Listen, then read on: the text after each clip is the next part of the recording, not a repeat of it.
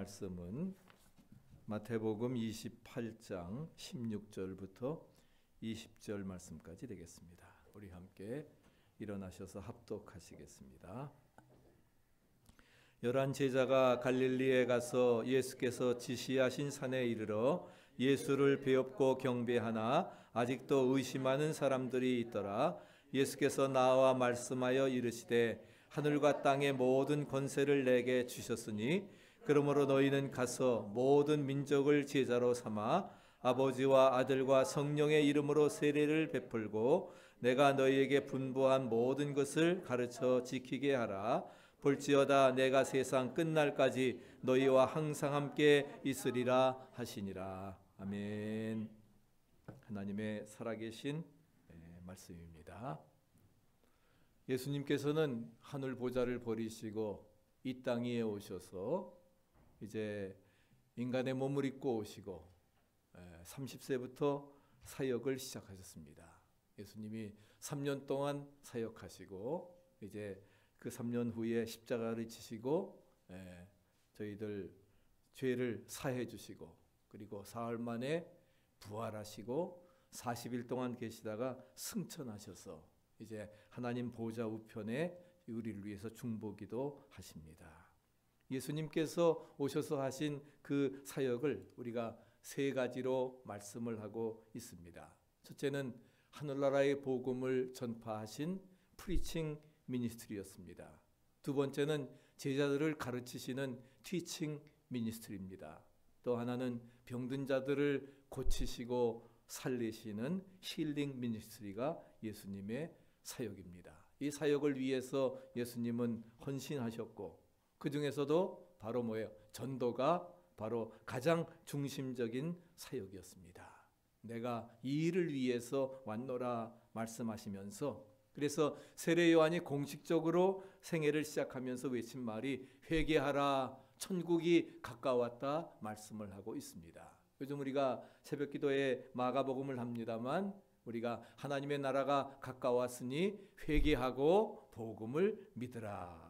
바로 예수님의 그 사역의 시작 세례 요한과 마찬가지로 하나님의 최대 관심은 어느 누구도 멸망하는 것을 원치 않으십니다. 믿습니까? 그렇기 때문에 지금도 돌아오기를 기다리시면서 구원받기를 원하신다 하는 것입니다. 그래서 예수님도 공생의 사역에 제일 처음 외치신 말씀이 회개하라 천국이 가까웠다 하는 거예요.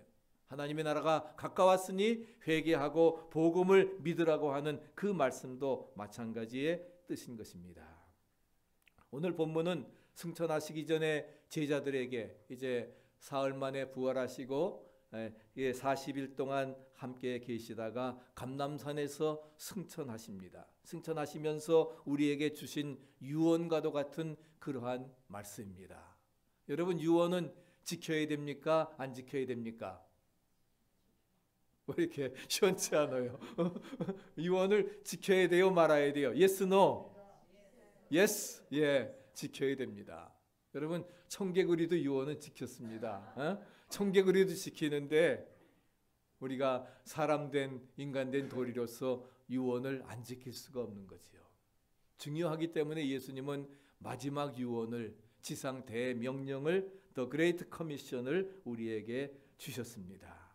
그래서 너희는 가서 모든 족속으로 제자를 삼아 아버지와 아들과 성령의 이름으로 세례를 주고 내가 너희에게 분부한 모든 것을 가르쳐 지키게 하라. 이것은 지상교회와 그리스도인들에게 주어진 삶의 최대의 사명과 목표가 무엇이냐라고 하는 것을 우리에게 가르쳐주고 있습니다. 그리고 그 지상 명령을 받은 안 넘어가네요.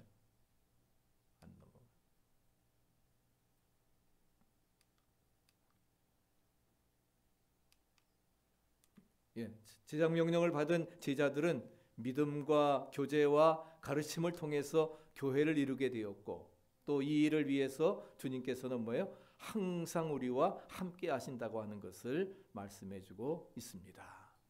마가복음은 로마인들을 위한 마태복음은 유대인 그리스도인들을 위한 복음서이고 누가복음은 헬라인들 이방인들을 위한 그러한 복음서입니다. 요한복음은 모든 만민을 위한 어떤 세계적인 우주적인 세상의 구주로서의 우주적인 복음서를 말씀해주고 있는데, 특별히 성경은 그러니까 뭐예요? 모든 민족을 위해서 쓰인 책입니다.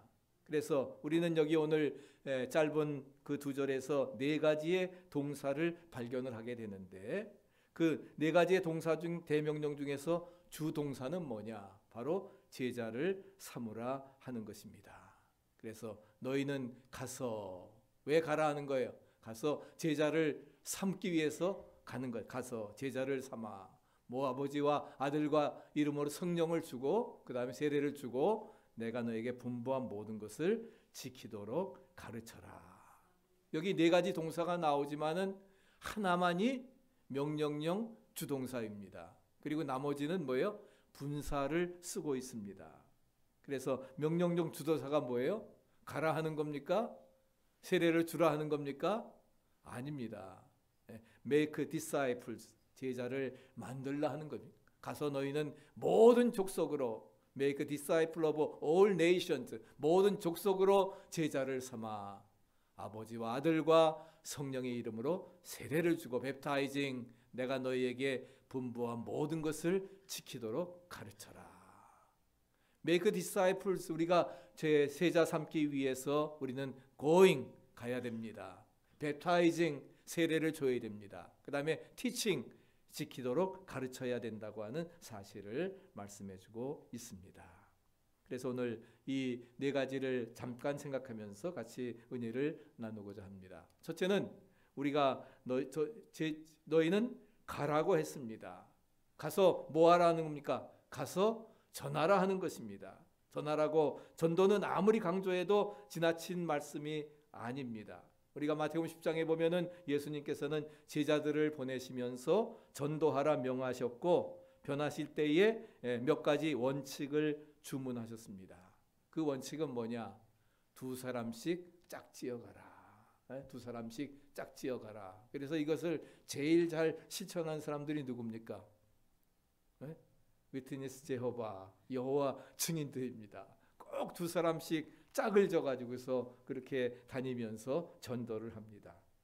그래서 둘씩 짝을 지어가라고 하는 것은 전도 효과를 위해서입니다.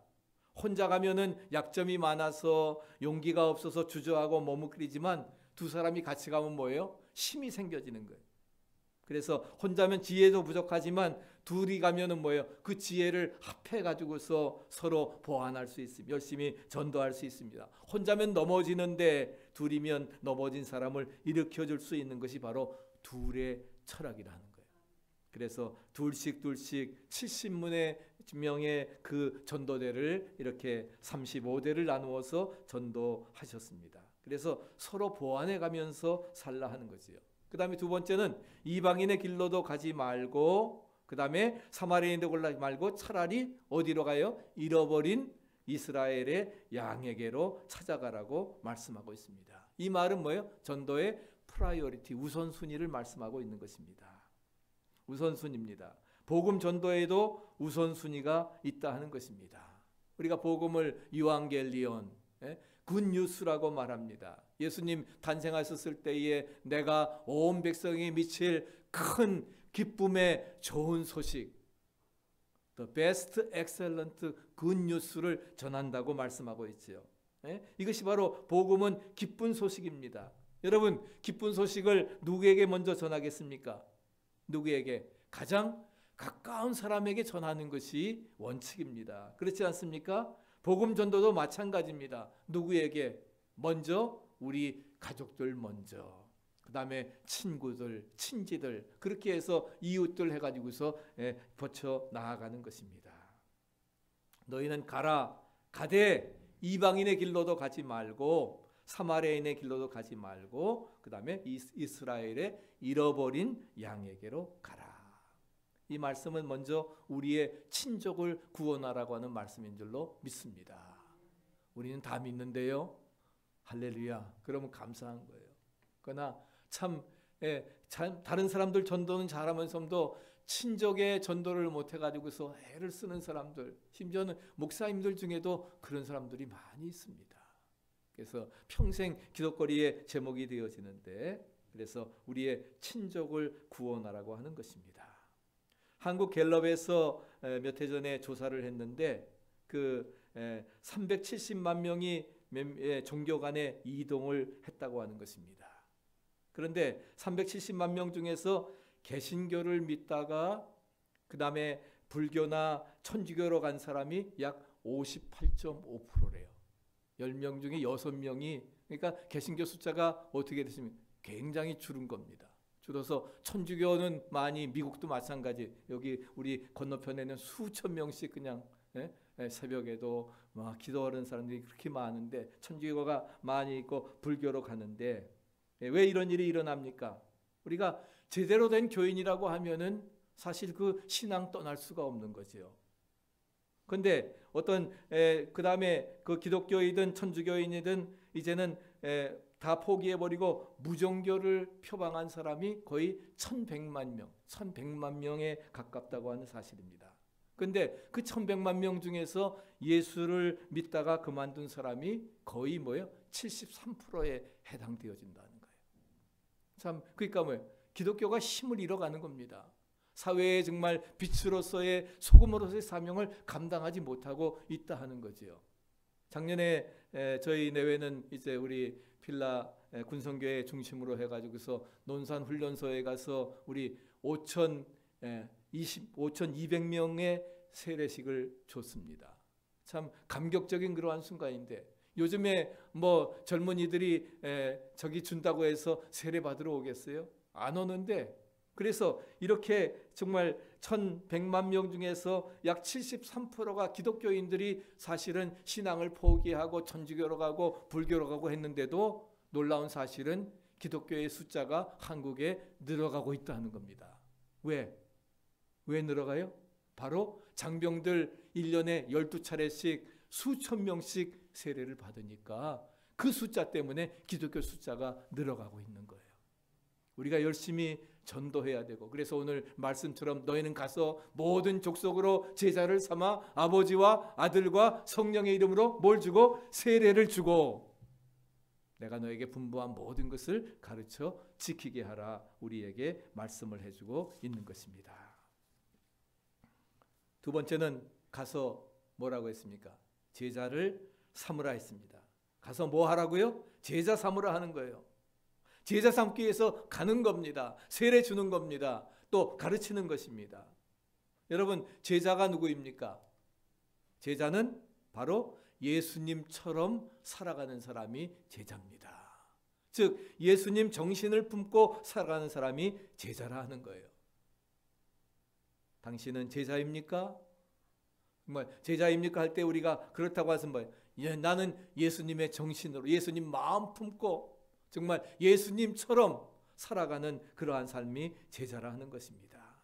제자 훈련을 아무리 고단계 훈련을 받고 그렇다고 해서 제자 훈련 다 끝났다고 해서 제자가 되는 것이 아니라, 그럼 뭐예요? 그 훈련 받고 예수님처럼 살아가는, 예수님 마음 품고 살아가는 사람이 제자라 하는 것입니다. 여러분 모두가 이 시대의 영적 제자 되시기를 축복합니다. 예수님처럼, 바울처럼 살아갈 수 없을까? 우리가 그렇게 살아야 된다 하는 것이죠. 내가 예수의 제자가 되어서 살아가는 것처럼 사람들로 하여금 예수님의 제자가 되도록 만들라고 하는 것이 당부의 말씀이 오늘 본문의 말씀인 것입니다. 우리 모두가 처음에는 예수가 누구인지, 하나님이 누구신지, 구원과 십자가 무엇인지 몰랐지만 우리가 선교사를 통해서 이제 복음을 받아들이게 되고, 정말 135년 그 만에 우리 한국은 정말 세계에서 두 번째로 선교사를 많이 파송하는, 또 하나님이 그 어려움 속에서도, 잿더미 속에서도 우리나라를 건져주신 이유가 무엇입니까? 교인들이 새벽 기도하고 하나님 앞에 부르짖어 기도했기 때문에, 할렐루야, 주님께서 이루어 주신 줄로 믿습니다. 그렇기 때문에 우리가 교회에서 우리 믿음의 성도들의 기도가 끊이지 않는 한은 우리 대한민국에도 아직 소망이 있음을 믿습니다. 그 소망을 우리가 이루기 위해서 우리가 기도 신은제를 범치 말고 열심히 중보기도해야 되리라 믿습니다. 먼저 믿는 사람들에게 죄가 있다고 하면은 무슨 죄겠어요? 그것은 전하지 않는 죄입니다. 전하지 않는 죄. 나만 믿고 구원받아 천당 가면 그만이다. 아닙니다. 제절의 제자들처럼 여기가 좋사오니 변화해 신령한 체험을 하고 여기 초막 짓고 삽시다 하는 것이 아니라는 거예요. 신령한 은혜가 우리에게 필요하지요. 더 중요한 것은 뭐예요? 그 은혜를 체험한 다음에는 문제 많은 세상에 내려가서 할렐루야 귀신들을 쫓아내고 병자들을 고치고 문제를 해결하는 그런 희망의 역사를 이루어 나가야 되리라 믿습니다. 그러기 위해서 우리가 뭐예요? 영적 은혜의 신령한 체험을 갖는 겁니다. 성령 충만받고 권능을 얻고 그래서 주님의 증인된 사명 감당해 나가게 되는 것입니다. 내 가족이 가만 놔두면 지옥 갈 것이 분명한데 그것을 놔두고도 알면서도 전하지 않는다고 하면 얼마나 무책임하겠어요. 뭐 전하지 않고 싶어서 안 하겠습니까? 그러나 그것이 쉽지가 않으니까 안 하지요. 그러나 우리에게는 가장 중요한 것 우리가 가까운 사람들 먼저 전도할 수 있어야 될 것입니다. 그래서 한번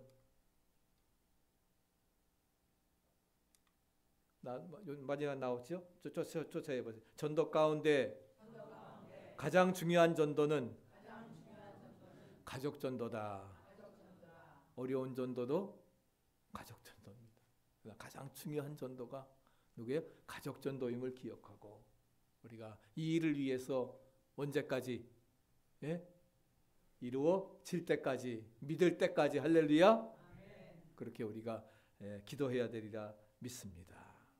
요즘에 우리 전도 방법들이 많이 개발이 됩니다. 이번 이제 3월 31일에는 제가 아틀란타에 우리 송상정 목사님 그림 1:1 양육 제자 교육을 받기 위해서 저희 내외가 가는데 여기 보면은 마태복음 28장 20절 말씀 썼습니다.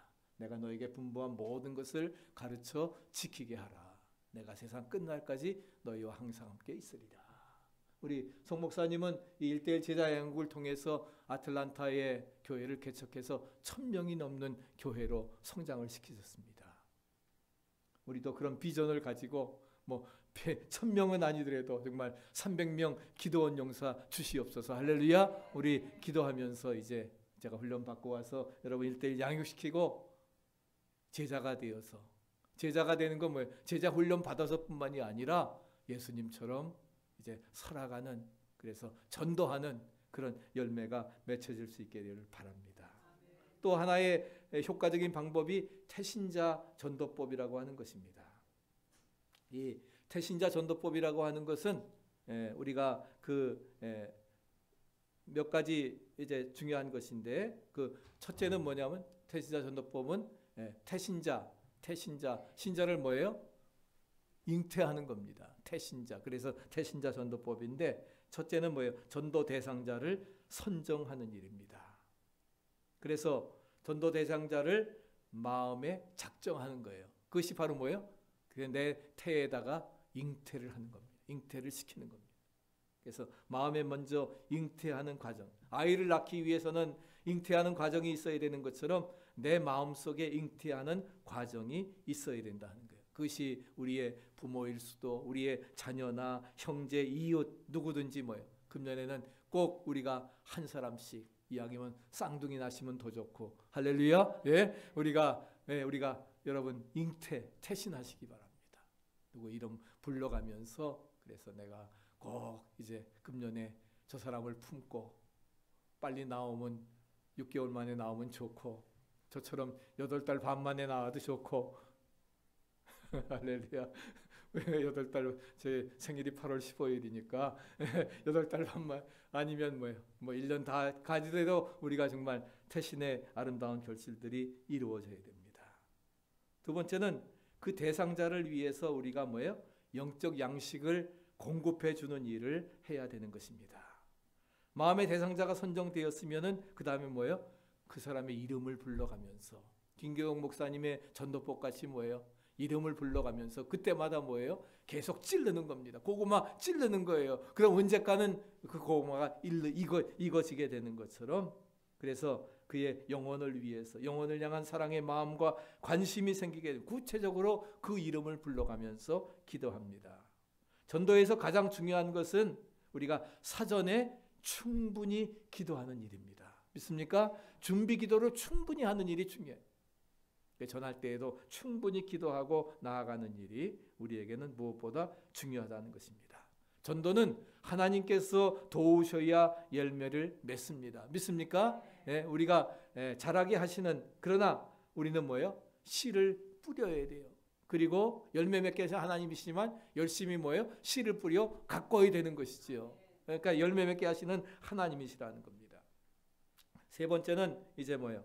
인격적인 관계를 맺는 그러한 일입니다. 평소 좋은 인상을 가지고 부드러운 대화와 자상한 관심, 그리고 나중에는 뭐예요? 정말 가정에 초대해서 집밥으로 대접을 하는, 식당에서 대접할 수 있겠지만 내가 정말 아주 손수 준비해서 집밥으로 대접할 수 있다고 하면은 그것은 요즘에 최고의 대접인 줄로 믿습니다. 사실 쉽지가 않지만 우리가 한 영혼을 잉태해서 우리가 태어나게 하려고 하면은, 전도하려고 하면은 그런 희생의 대가를 치러야 된다는 거예요. 전도 대상자를 선정해서 잉태하고 그 대상으로 해서 영적 양식을 공급하기 위해 매일매일 기도하고 인격적인 관계를 맺기 위해서 이제 부드러운 대화, 자상한 관심, 식사의 토제에서 또한 저를 인도해 나가는 그러한 일들을 감당해 나가야 된다 하는 것입니다. 그래서 애정과 깊은 관심을 가지고 사전에 충분히 기도로 준비된 마음으로 예수를 전한다고 하면은 그렇게 쉽게 거부할 수 없을 겁니다. 그렇지 않겠어요? 나에게 좋은 인상을 갖고 나에게 정말 좋은 것을 내가 다른 사람에게 나누어 줄 수 있다고 하면은 나도 예수 믿으면 너같이 될 수 있느냐. 그렇기 때문에 그리고 인격적인 관계를 맺는 것이 중요하다는 것입니다. 네 번째는 비장한 각오를 갖는 일입니다. 이것이 마지막 기회라고 하는, 다음에 하지. 여러분, 다음에 기회가 있으면 다행이지만 없습니다. 이것이 마지막 기회다라고 하는 인식을 가져야 된다는 것입니다. 그렇게 준비된 마음으로 우리가 진지하게 접근하고 구체적으로 다가서게 되면은, 그래서 하나님이 결정적인 기회를 주실 때에 그 기회를 잡아서 당기라 하는 것입니다. 그러면 누구든지 구원해낼 수 있으리라 믿습니다. 그 마지막, 이번 기회가 마지막 기회라고 하는 점을 강조하면서 다음에 나가지, 다음에가 아니라 이땐 또 때가 없다, 마지막 때라는 사실을 강조해줘야 된다는 것입니다. 그래서 우리가 진지한 대화와 호소를 가지고 그럴 때에 성령께서 역사하셔서 말할 수 없는 탄식으로 간구해 주시사 살아난 자에게 합력해 선을 이루는, 그래서 성령께서 역사하시는 그런 은혜의 역사가 이루어지리라 믿습니다. 세 번째는 세례를 주라고 하는 것입니다. 세례라고 하는 것은 무엇입니까? 세례는 우리가 세례를 베풀 때에 내가 온전한 그리스도의, 내가 예수 그리스도를 나의 구주로 영접하고 온전한 그리스도인이 되기 위해서 계약하는 의식이 세례 의식입니다. 즉 뭐예요? 나는 이제부터 하나님의 자녀로 살고 하나님만을 위해서 살겠다고 하는 선포식이 바로 세례식인 것입니다. 그래서 우리가 하나님의 자녀가 되는 것입니다. 침례를 하는 것은 바로 뭐예요? 물속에 들어가는 것은 이제 주 안에서 내가 죽고 나올 때 뭐예요? 다시 태어나는 그러한 것을. 침례가 굉장히 리얼한 면이죠. 그런 면에서 주 안에서 나는 죽고 다시 살아나는 것이다. 부활의 그런 은혜를 우리에게 말씀해 주고 있습니다. 우리가 세례를 받게 되면은 몇 가지 은혜가 있습니다. 첫째는 하나님의 영이 나를 지배합니다.